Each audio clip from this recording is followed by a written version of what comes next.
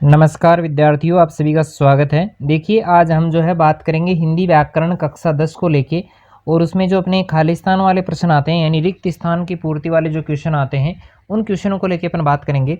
चलिए शुरू करते हैं आज के पहले प्रश्न से। देखिए, पहला प्रश्न जो हमारा रहेगा कि यह मेज लकड़ी की बनी है, यहाँ पर रेखांकित पद संज्ञा है, यानी रेखांकित पद जो है उसमें कौन सी संज्ञा है। देखिए, लकड़ी जो शब्द है उस लकड़ी शब्द में अपने जो संज्ञा रहती है वो रहती है जातिवाचक। तो यहाँ पर आप जातिवाचक संज्ञा जो है वो इसका राइट आंसर लिखेंगे। ठीक है, चलिए आगे बात करते हैं। दूसरा हमारा जो प्रश्न रहेगा कि वह मधुर संगीत सुनाता है, वाक्य में रेखांकित पद जो है वो कौन सी संज्ञा रहेगी। तो यहाँ पर जो है राइट आंसर जो है वो आपको लिखना है संगीत जो शब्द है वहाँ पर देखिए ना तो व्यक्तिवाचक संज्ञा है ना ही जातिवाचक संज्ञा है, तो यहाँ पर इसका राइट आंसर होगा भाववाचक संज्ञा। तो इसका राइट आंसर क्या होगा, भाववाचक संज्ञा जो है वो यहाँ पर होगा, यानी भाववाचक लिखना है, ऊपर वाले में पहले नंबर में आपको लिखना है जातिवाचक। ठीक है, समझ में आया होगा। चलिए हमारा तीसरा प्रश्न जो रहेगा, देखिए तीसरा जो प्रश्न है उसमें है कि बात कहने वाले के लिए प्रयुक्त सर्वनाम शब्द जो है वो पुरुष कहलाते हैं, कौन से पुरुष के अंतर्गत आता है। देखिए, बात यानी जो कहने वाला है, एक तो होता है कहने वाला, एक होता है सुनने वाला और एक होता है अन्य। तो एक होता है प्रथम पुरुष, एक होता है मध्यम पुरुष और एक होता है अन्य पुरुष। ठीक है, तो यहाँ पर आपको करना है जो है उत्तम पुरुष यहाँ पर जो है संस्कृत में प्रथम रहता है और हिंदी में अपने क्या हो जाता है उत्तम पुरुष। ठीक है, तो उत्तम है, मध्यम है और जो अन्य है, ठीक है, ये तीन रहेंगे। संस्कृत में जो है वो यहाँ पर प्रथम आता है। चलिए यहाँ पर जो आपको लिखना पड़ेगा वो है अपना जो है उत्तम पुरुषवाचक सर्वनाम, यानी कहने वाले के यानी वक्ता के स्थान पे जो आएगा वो आएगा उत्तम पुरुष। ठीक है, चलिए आगे बात करें तो चौथा हमारा जो प्रश्न रहेगा कि तुलना की दृष्टि से विशेषण की अवस्थाएं हैं। तुलना की दृष्टि से विशेषण की जो अवस्थाएं होती हैं वो तीन अवस्थाएं होती हैं। कितनी होती हैं भाई, तीन अवस्थाएं होती हैं, याद रखना है। चलिए आगे बात करें तो पांचवा हमारा जो प्रश्न रहता है कि वह क्रिया जो वाक्य में प्रेरणा देती है उसे क्रिया कहते हैं। कौन सी क्रिया कहते हैं, प्रेरणा देने का भाव जहाँ पर होता है वो कहलाता है प्रेरणार्थक क्रिया। तो यहाँ पर लिखेंगे प्रेरणार्थक क्रिया। ठीक है, चलिए आगे प्रश्न जो अपना नंबर 6 रहेगा, प्रश्न संख्या 6 जो अपनी रहेगी कि निष्पाप जो शब्द है उपसर्ग का प्रयोग हुआ है, कौन सा उपसर्ग है। तो इसमें जो उपसर्ग रहेगा वो रहेगा निस में हलंत आएगा, से के क्या लगेगा, हलंत लगेगा।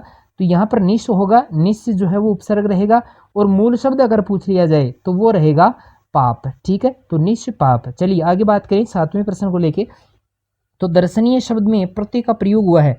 तो यहाँ पे मूल शब्द जो रहेगा वो रहेगा दर्शन, और उसके आगे जो शब्द लगा हुआ है कौन सा लगा हुआ है अभी, दर्शन के जो आगे जो लगा हुआ है वो लगा हुआ है ईए। तो दर्शन प्लस ईए का क्या हो जाएगा, दर्शनीय। तो यहाँ पर जो प्रत्यय काम में लिया गया है वो ईए प्रत्यय काम में लिया गया है। चलिए आगे हम बात करेंगे प्रश्न संख्या 8 को लेके। प्रश्न नंबर 8वां जो हमारा रहेगा कि संज्ञा सर्वनाम शब्दों में संबंध का बोध कराने वाले शब्दों को सर्वनाम कहलाते हैं। कौन से सर्वनाम होंगे भाई, वो जो संबंध का बोध करवाए तो उन्हें कहेंगे संबंधवाचक सर्वनाम, संबंधवाचक सर्वनाम। ठीक है, चलिए आगे बात करें प्रश्न नंबर 9, अधोलिखित शब्द में उपसर्ग है। अधोलिखित जो शब्द है उसमें उपसर्ग कौन सा है भाई, तो उपसर्ग जो है वो किसी भी शब्द के पहले जुड़ता है।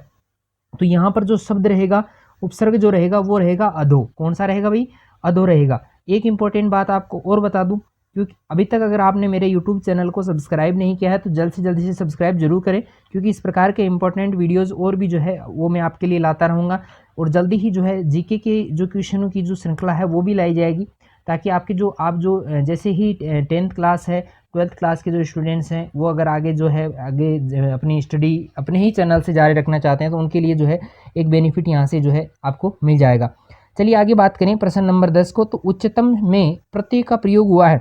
देखिए यहाँ पे मूल शब्द जो रहेगा वो रहेगा उच्च, मूल शब्द जो है वो उच्च रहेगा, और यहाँ पर जो प्रत्यय जुड़ा हुआ है वो जुड़ा हुआ है तम। कौन सा जुड़ा हुआ है, तम प्रत्यय यहाँ पर जुड़ा हुआ है। प्रश्न नंबर 11 की मैं बात करूँ तो एक से अधिक धातुओं से बनी क्रियाएं जहाँ हो उसे क्रिया कहते हैं।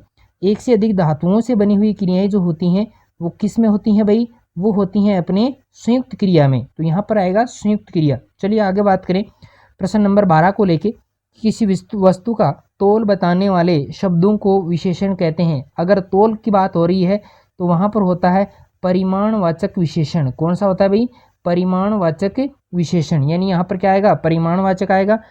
और जहाँ पर वे तोल की या माप की बात हो तो वहाँ पर भी क्या होता है, परिमाणवाचक। अगले बात करें 13वें क्वेश्चन की, कि पुरुषवाचक सर्वनाम में प्रकार के होते हैं। पुरुषवाचक जो सर्वनाम है वो कितने प्रकार के होते हैं, तो कितने के होते हैं भाई, 3 प्रकार के वे होते हैं। ठीक है, उत्तम, मध्यम और अन्य।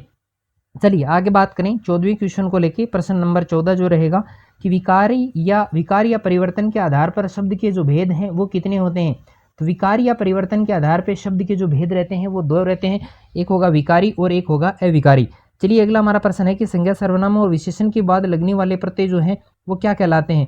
तो संज्ञा सर्वनाम विशेषण के आगे जो प्रत्यय लगते हैं उनको कहते हैं तद्धित प्रत्यय, और क्रिया के पदों के पहले लगने वाले कृदंत प्रत्यय। ठीक है, तद्धित और कृदंत प्रत्यय होते हैं। तद्धित प्रत्यय वे होते हैं जो संज्ञा सर्वनाम विशेषण शब्दों के बाद लगते हैं, और क्रियापदों के बाद जुड़ने वालों को कहते हैं कृदंत प्रत्यय। चलिए ठीक है, समझ में आया होगा। चलिए 16वें क्वेश्चन को लेकर बात कर रहे।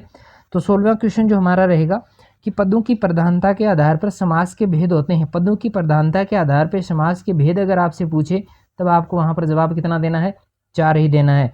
ठीक है, क्योंकि उसमें जो अपना कर्मधारय है और द्विगु जो समास है वो दोनों ही समास जो होते हैं वो तत्पुरुष समास के भेद होते हैं, तो यहाँ पर आपको 4 ही करना है। चलिए 17वां क्वेश्चन है कि क्रिया के साथ कर्म क्रिया में होता है। कर्म के साथ, क्रिया के साथ जो कर्म है वो कौन सी क्रिया में होता है, तो वो होता है सकर्मक क्रिया में। कौन सी में होता है भाई, सकर्मक क्रिया में जो है वो क्रिया के साथ कर्म होता है। अकर्मक में क्रिया के साथ कर्म नहीं होता है, वहाँ पर कर्ता पर ही सीधा इसका प्रभाव पड़ता है। 18वां प्रश्न जो रहेगा कि स्वर का स्वर के साथ मेल से संधि होती है।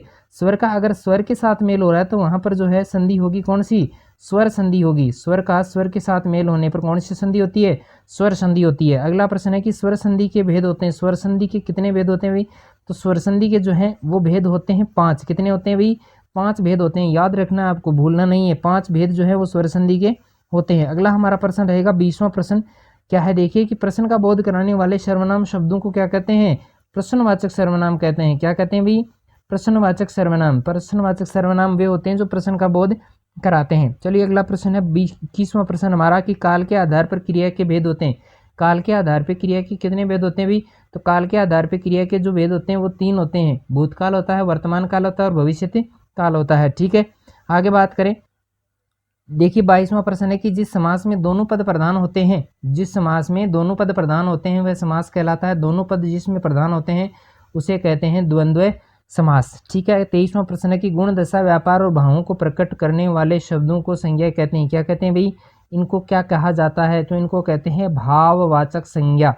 ठीक है, भाववाचक संज्ञा जो है वो गुण, दशा, व्यापार, भावों को प्रकट करती है।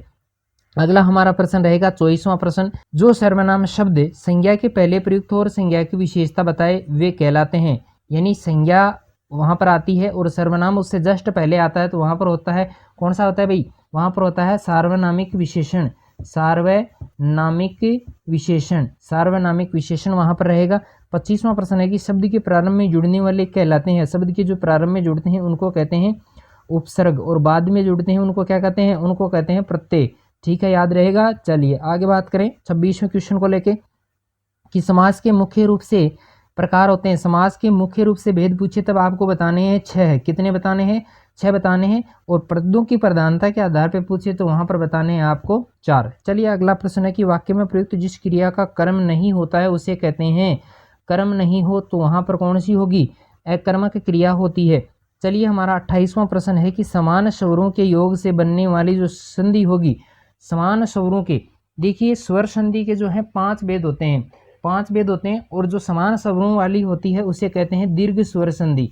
समान स्वरों का जो मेल होता है वो दीर्घ स्वर संधि में होता है। दीर्घ स्वर यहाँ पर राइट आंसर रहेगा। चलिए 29वां प्रश्न है विशेषण की विशेषता बताने वाले शब्दों को क्या कहते हैं। विशेषण की जो विशेषता बताते हैं उन शब्दों को कहा जाता है प्रविशेषण। क्या कहा जाता है भाई, प्रविशेषण कहा जाता है। जो संज्ञा की विशेषण की भी क्या बताते हैं, विशेषता बताते हैं। चलिए अगला हमारा और लास्ट का प्रश्न रहेगा कि अधमरा शब्द में उपसर्ग है। अधमरा शब्द में उपसर्ग की बात करें तो यहाँ पर अध उपसर्ग रहेगा और मूल शब्द जो है वो रहेगा मरा। ठीक है, तो अध प्लस मरा अधमरा हो जाएगा। चलिए आज के मेरे आपको ये सारे के सारे क्वेश्चन जो है वो कैसे लगे कमेंट करके जरूर बताएं। वीडियो अगर पसंद आया है तो लाइक जरूर करें, अपने दोस्तों के साथ शेयर भी करें। और अभी तक अगर आप मेरे यूट्यूब चैनल पर नए हैं तो इसे सब्सक्राइब करना ना भूलें। तो चलिए आज के लिए इतना ही, मिलते हैं फिर एक नए वीडियो के साथ में, तब तक के लिए धन्यवाद।